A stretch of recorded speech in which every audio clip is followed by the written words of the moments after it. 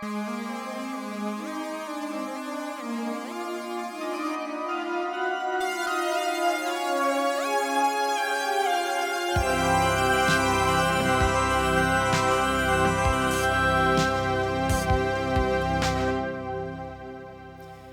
back, everybody, to the next episode of Film Music Focus. Today we have the immense pleasure of having guest Mike Knobloch with us. And for those of you that do know who he is, you know just how much influence he has over the creative and business decisions that go into the music portion of things in movies. He is the president of Global Film Music and Publishing at a very tiny little studio you may have heard at called Universal Pictures.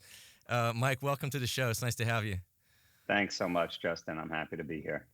So your responsibilities, and both creative and business-wise, are vast in your position, to say the least. And a lot of our listeners are very well aware of the types of things that kind of go into the decision process that is all things, from A to Z. But a lot of our folks are not. They might just be general fans of film music or concert music or movies in general. And so, I hope we can kind of take some time and talk a little bit about that stuff, have some fun, talk about the creative stuff. Let's start off with just kind of dialing back to your earliest memories of music. What kind of made you fall in love with the craft, and whatever that craft was for you when you were young. I'd love to hear about it. I know our listeners would love to hear about it. And I understand you were a bando at some point, either in junior high or high school or both. Yeah. We share that. We share that awesomeness. Yeah. So why don't we just kind of start there? Sure. I mean, look, I grew up in New York. I'm almost a half a century old, so I'm product of the 70s and 80s. Very interesting time musically to be, to grow up with various influences, especially as a teenager in the 80s. Definitely some pros and cons to that era of music, but I was just always into music. I always kind of felt like I heard music a certain way. I was always into the technology behind music. I was just fascinated by, a lot of electronic stuff, recording gear, tape machines, synthesizers. The 80s was kind of a lot of exciting stuff happened with the birth of digital synthesizers and MIDI. Something we take for granted now, just being able to have a communication protocol between machines. Like, it was a new thing when I was tinkering with all that gear. So I think a lot of that had to do with kind of my interest and enthusiasm and passion for kind of all aspects of music in general. And I think everything I, kind of loved about particular kinds of music. I mean, I was into prog rock and pop stuff. I was into rock. I was into punk. I was, listening to the Police. I was listening to XTC. I was also listening to Genesis and Yes, and Peter Gabriel and Phil Collins and Howard Jones and, Thomas Dolby. And, it's just a pretty strange range of different kinds of musical influences. But, I think one of the things that I appreciate, even though it makes me feel old, about kind of growing up in the era that I did, is that my world was smaller and my access to information was limited, and so a lot of it was just stuff. If you couldn't do something, you had to figure it out. You couldn't necessarily go find the YouTube video that was going to show you how to do something. There was no such thing, and so I learned or taught myself how to play instruments. I probably could have studied harder, taken more formal lessons, but a pretty decent, kind of amateur player by ear kind of thing. I played in bands in high school, played in bands in college.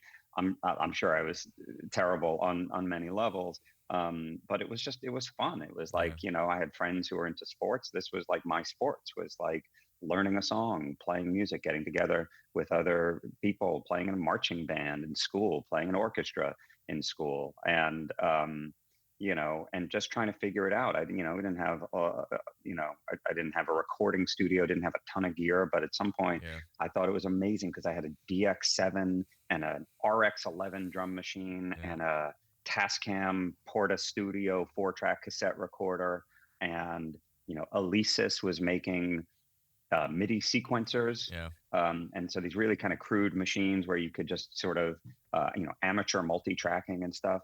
And it was amazing. But I didn't really know um, how the business world worked. I didn't know what a record label did. I didn't know I didn't even know the term music publisher, but I certainly wouldn't have known what a publisher was. Yeah. Some of And us I are still certainly trying to didn't figure know that that out. jobs like this Yeah. existed, right? So, just I think along the way, just had to work a lot harder. I read Yeah. Keyboard Magazine and Mix Magazine or whatever the resources were at the time. It was a pretty small, kind of limited Mhm. knowledge of things. And so I at some point just had a vague awareness that this was my world and this is where I wanted to be, but Mhm. got to do it more as like kind of a lover of music and, passionate enthusiast as opposed to somebody who could, really dial it in a specific way, the way that you can do now without even ever leaving your bedroom because if you have a Yeah. laptop or an iPhone you have Yeah. access to everything in the world. It wasn't like that then. So I Yeah. kind of appreciate how I didn't have that kind of access to all of that back then. I think that's an astute point there at the end. The perception that those that came up in decade XYZ. Let's just take the '70s and the '80s versus those that are, let's just say, teenagers in their early 20s now that are at university or the college level. You're right.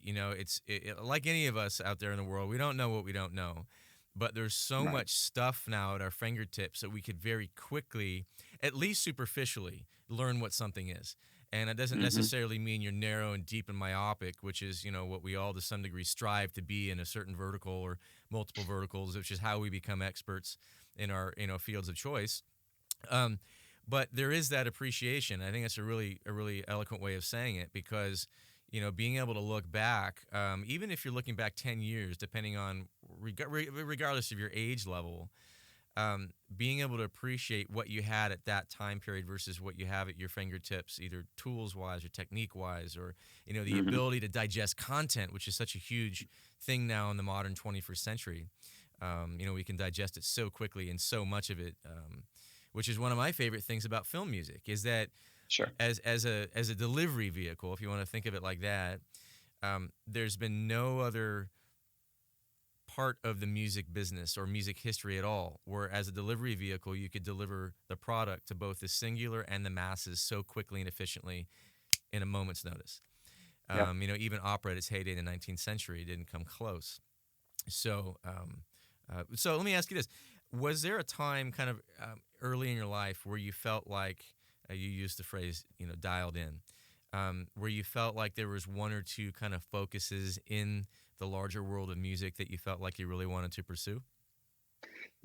I there was definitely like an aha moment for me, which was, like I said, just doing all kinds of musical things in grade school, high school, college. I ended up being a theater major at Northwestern, which Northwestern, is an yeah. amazing school, and so I had a real love for theater and putting on shows, and I would even gravitate towards the music and sound side of that. I did sound design for stage Mm-hmm. productions and wrote music for theater. And so I didn't know it, I don't think, as it was happening, but I was being drawn more and more to the intersection of just music and visual media, not knowing anything about like the real world, the practical side of that. And then while I was still in school, I got a summer gig as a production assistant on a movie that led to, a bigger job that led to, you know, having my first job out of college. But working on that movie, um, was really that was more of like my kind of you know uh,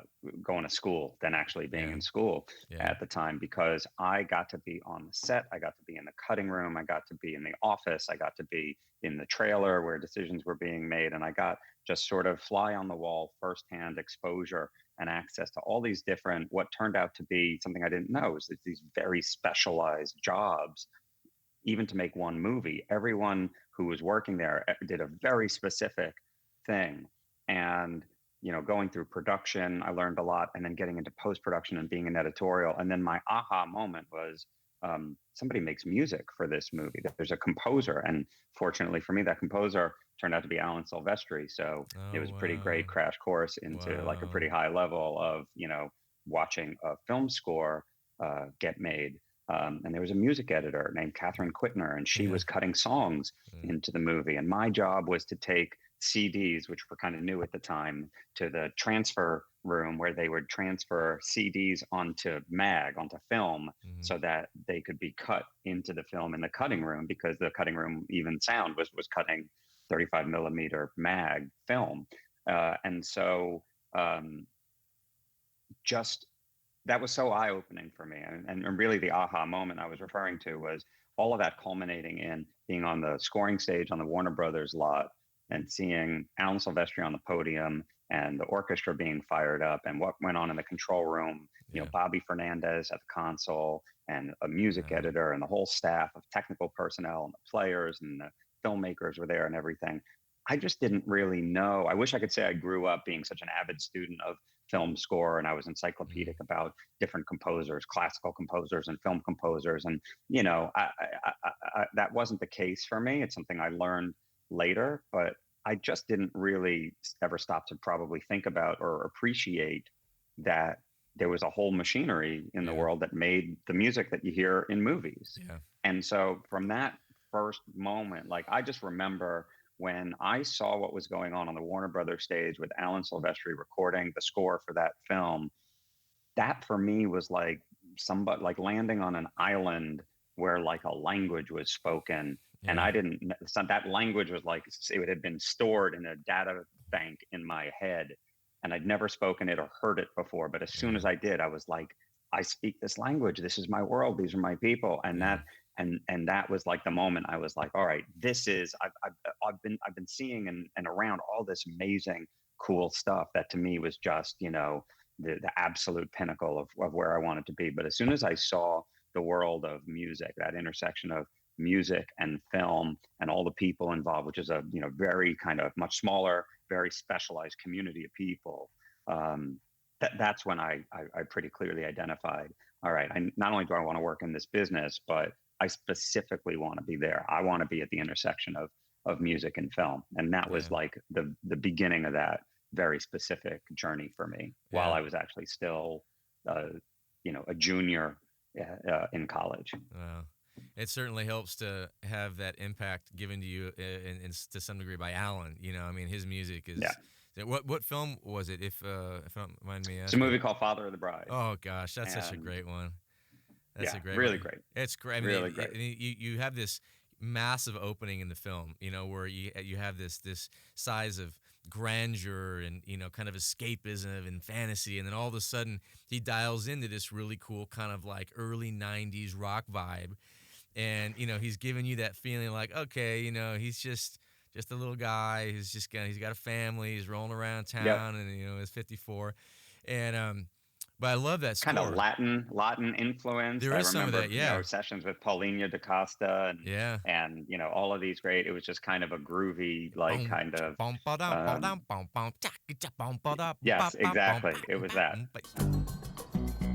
48 hours later, the wedding was still on, and we were on our way to Bel Air to meet Brian's folks. I don't know why we have to have brunch with total strangers. Because their son is marrying our daughter, and it's not an unusual custom meeting the in-laws. That's another thing. I hate that expression, in-laws.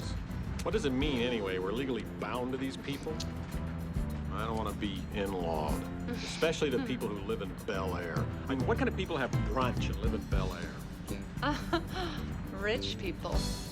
It's good. It's really, really good. And, that I was talking with him about this film not too long ago, and we were discussing the job that surrounds scoring a film that has such comedic genius, like Steve Martin, and what that means for a picture to a composer. Because to a comedian, timing is everything. Absolutely, I'm not just say absolutely everything, but it is, number 1, 2, and 3, let's say, and otherwise, what's the point in delivering, right? But it's not so different for a composer in film. So it's an interesting kind of, so I asked him about that, and I thought that was, so that's cool, man. Father of the Bride, what a great one to be your first. Yeah, and look, and it's like, and now, I've gotten to work with Alan Silvestri on movies since then, and we kind of have like, did we always have this like wink that like that's when we met?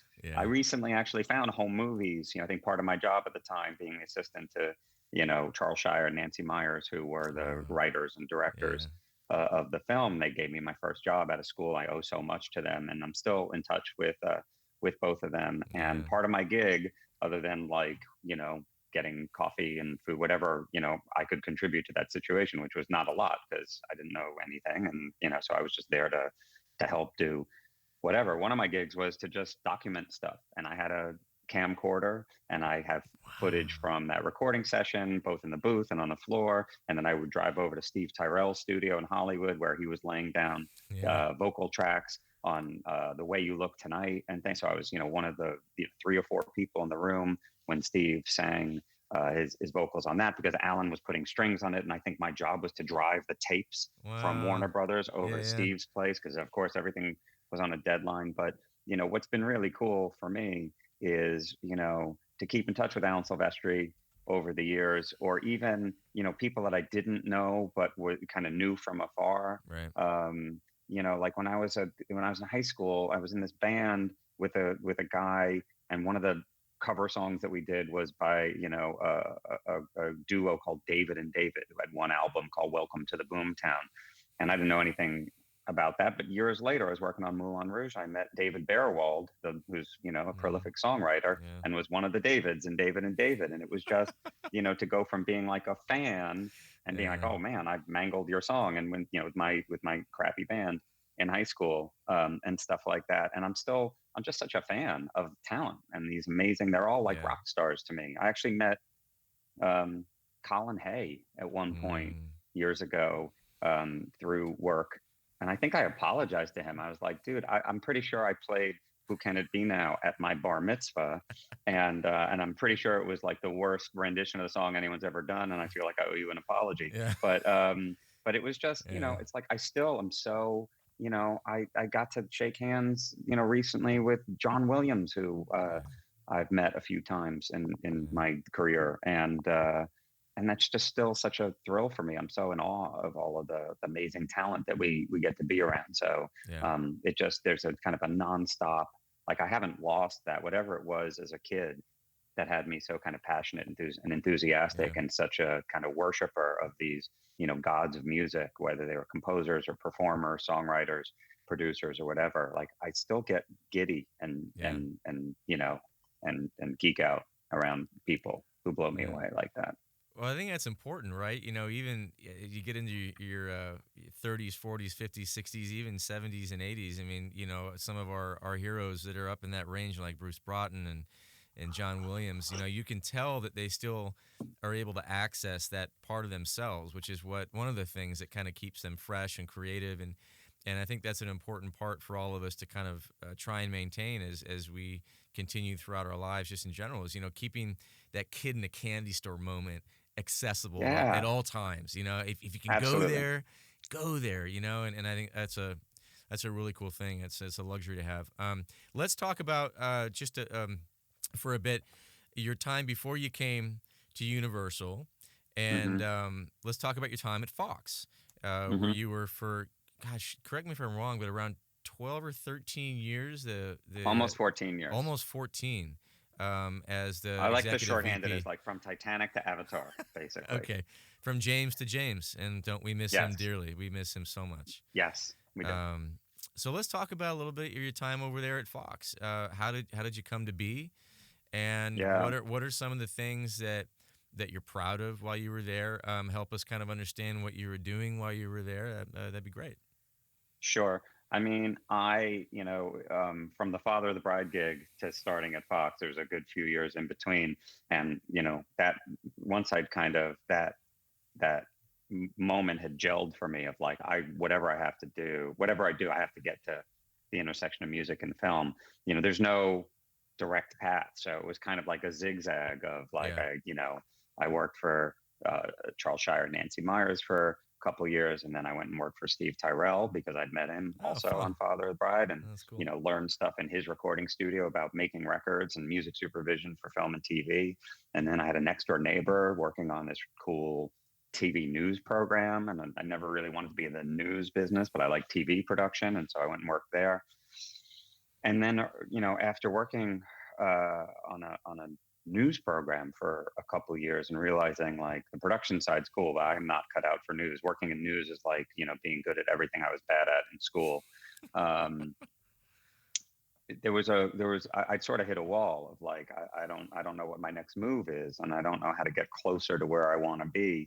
And there was just this kind of aha moment of, again, you got to just appreciate the analog era versus stuff we take for granted now as the digital era. So connecting with people and getting people's contact info and stuff like that was just very different then. And I was in somebody's office and they had on the coffee table this, special edition. It was the Film and TV Music biannual edition or quarterly edition of the Hollywood Reporter.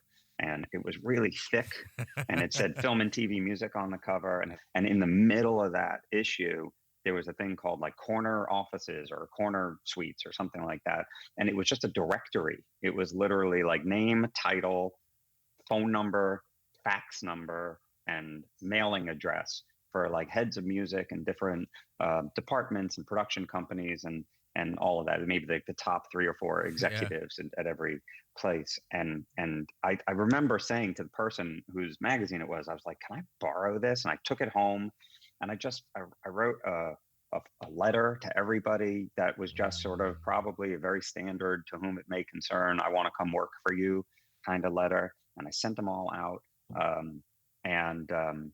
My then girlfriend, who's now my wife, was doing all this graphic design stuff, and she helped make the letter look really cool. I think the letter looked a lot cooler than anything in the substance of the letter. Like the paper was cool, the font was cool, had like a cool like retro and like old microphone logo in the top corner, and the envelope like instead of like being a regular envelope that opened at the top, it opened on the side and had like a little string thing. So it was just a piece of paper that would stand out in a pile. So anyway, I sent out dozens and dozens of those letters. And I got one phone call back from a somewhat incredulous assistant who said, I work for a guy named Robert Kraft at Fox, and he got your letter and wants to have a meeting.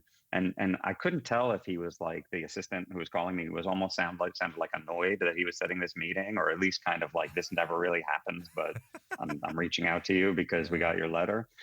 And came in and met a wonderful guy named Robert Kraft, and became the first of a handful of meetings. And I just, bullshitted mightily basically about this experience. I worked on a movie, I worked in a recording studio, I'm working on this TV show, I know music supervision, I know how to make records. Pro Tools was a new thing, and I had dabbled in Pro Tools and other sequencers and software that's no longer around. And I think I just kind of bundled that all together and said, therefore I have the chops to be useful to you, you should hire me.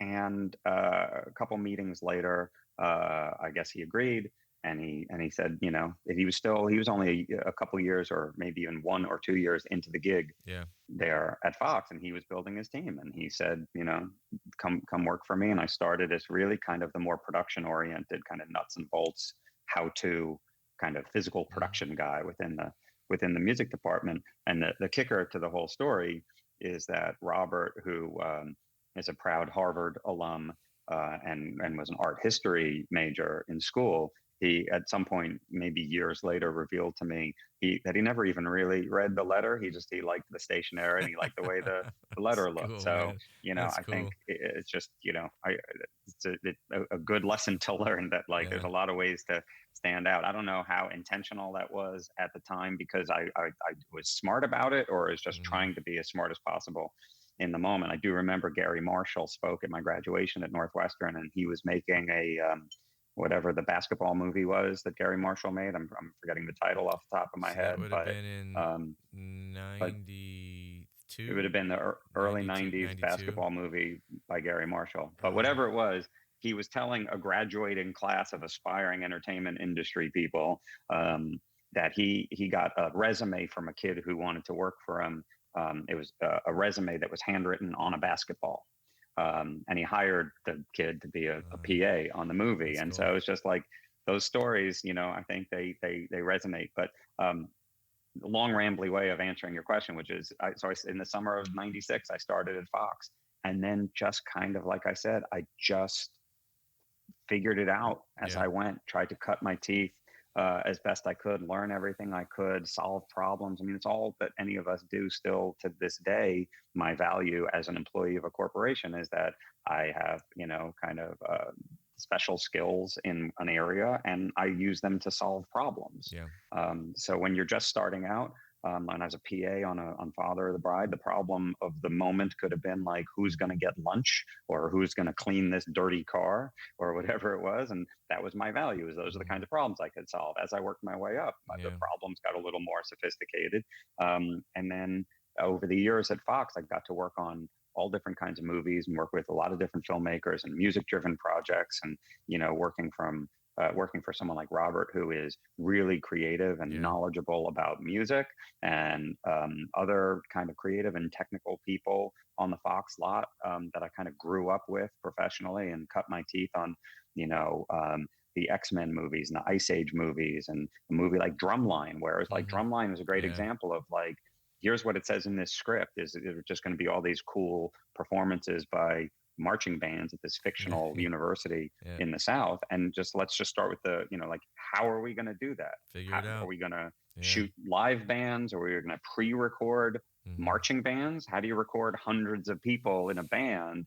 Is there a studio? Do we make a studio? I mean, it was just all that kind of stuff that to me was always the exciting part of the gig. And so, for all of those movies at Fox, Marley, Devil Wears Prada, Marley and Me, those David Frankel movies that came out of Fox 2000. So the other big tentpole movies, animated movies like the Ice Age, what became the Ice Age franchise. And then even all the way up to, my later years at Fox, Alvin and the Chipmunks, and and those James Cameron movies and all of that. So it was sort of a mixed bag of like every different kind of unique thing that would come up on a movie to movie basis, that we would just roll up our sleeves and help solve problems and be around some of the most kind of talented people on the planet in the process. So, that's what I did for 14 years at Fox. And now I've been at Universal for a decade, and that's pretty much what I still do. Yeah. So, to your point about the stationery, I think that is representative of a much larger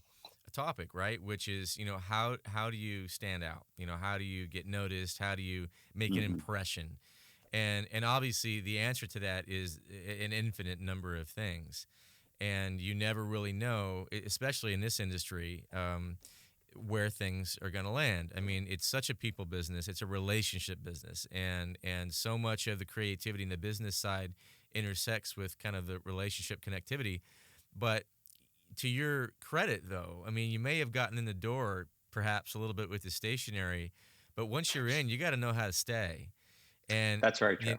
And there's an element to a lot of these really amazing stories with many of the people we look up to and who are successful, such as yourself around here.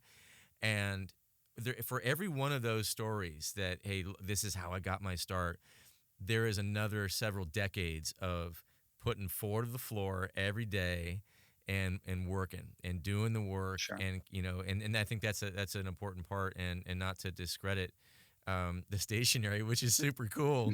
Right. But you have put four to the floor. It's just a big reminder that my wife is the brains of the operation. And so, if it hadn't been for her and the design of the stationery the letter was printed on, then it would be a very different story.